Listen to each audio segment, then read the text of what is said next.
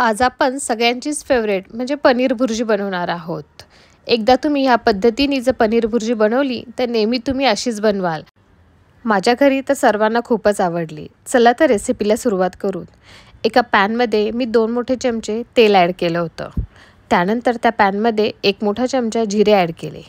जिरे व्यवस्थित परतून घेतले। त्यानंतर त्याच्यामध्ये 1 मोठा बारीक चिरलेला कांदा ॲड केला। कांद्याला व्यवस्थित परतून घ्यायचं।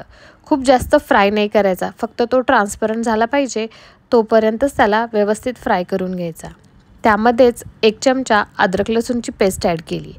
ती कांद्यामध्ये व्यवस्थित मिक्स करून घेतली आणि त्यालाही 1 ते 2 मिनिटासाठी परतून घेतलं।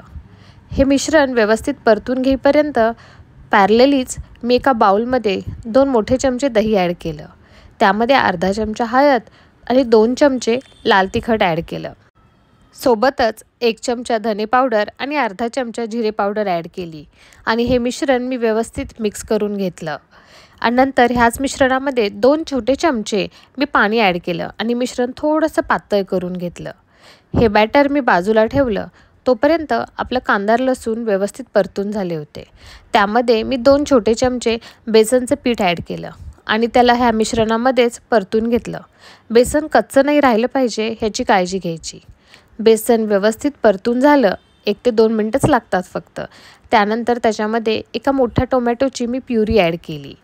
तीही प्युरी ह्या मिश्रणामध्ये व्यवस्थित परतून घेतली आणि टोमॅटोला जोपर्यंत छानपैकी तेल सुटत नाही तोपर्यंत त्याला व्यवस्थित शिजवून घेतलं।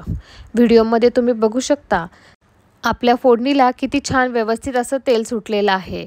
ह्या मिश्रणामध्ये मी एक थोडंसं पाणी ॲड केलं होतं। टोमॅटोची प्युरी ज्या मिक्सी जारमध्ये काढली होती त्याच जारमध्ये थोडंसं पाणी ॲड करून हे व्यवस्थित मिक्स करून घेतलं आणि टोमॅटो छानपैकी शिजवून घेतला। त्यानंतर ह्याच मिश्रणामध्ये मी आपलं दह्याचं बॅटर ॲड केलं, ज्याच्यामध्ये आपण सर्व मसालेही ॲड केलेले होते आणि हे जे दह्याचं बॅटर होतं ते आपल्या फोडणीमध्ये व्यवस्थित मिक्स करून घ्यायचं। म्हणजे सर्व मसाले आपल्या फोडणीमध्ये एकजीव झाले पाहिजे तोपर्यंत ह्याला मिक्स करायचं आणि 2 मिनिटासाठी फक्त त्याला शिजवून घ्यायचं।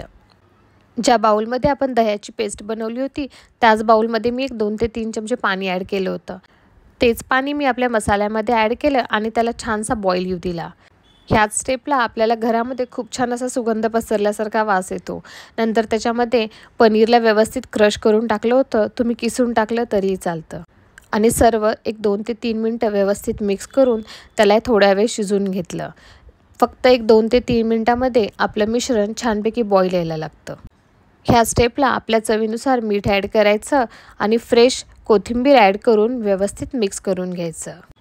तुम्हाला आवडत असेल तर ह्या स्टेपला तुम्ही थोडीशी कसुरी मेथीसुद्धा क्रश करून ॲड करू शकता। मला आवडते म्हणून मी केली होती, नाही आवडत तर तुम्ही स्किपही करू शकता। हां, पण पनीर भुर्जी इनकम्प्लीट आहे विदाऊट बटर। शेवटी 1 चमचा बटर ॲड करायला विसरू नका। बटरमुळे ह्या पनीर भुर्जीची चव नक्कीच दुप्पट होईल। तुम्ही नक्की ट्राय करा आणि 2 ते 3 मिनिटं फक्त त्याला शिजवून घेतलं की झटपट अशी आपली अमृतसरी स्टाईल पनीर भुर्जी बनवून तयार आहे। तुम्ही एकदा ह्या पद्धतीने पनीर भुर्जी नक्की ट्राय करून बघा आणि मला कमेंट करून कळवा की तुम्हाला ही रेसिपी कशी वाटली। माझ्या चॅनलवर नवीन असाल तर सबस्क्राईब करा।